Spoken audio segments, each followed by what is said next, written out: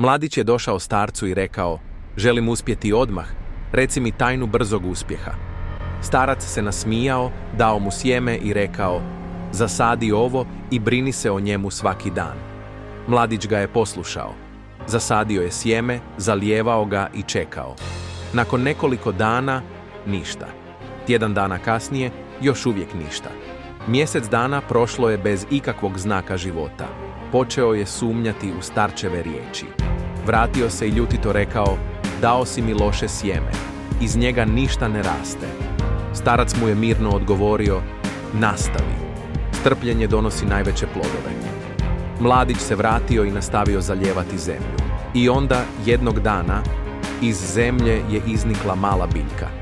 Rasla je polako, ali svakim danom postajala je jača.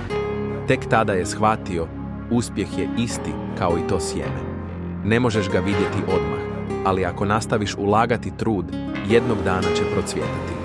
Ne odustaj. Tvoj trud donosi plodove, čak i kad ih još ne vidiš.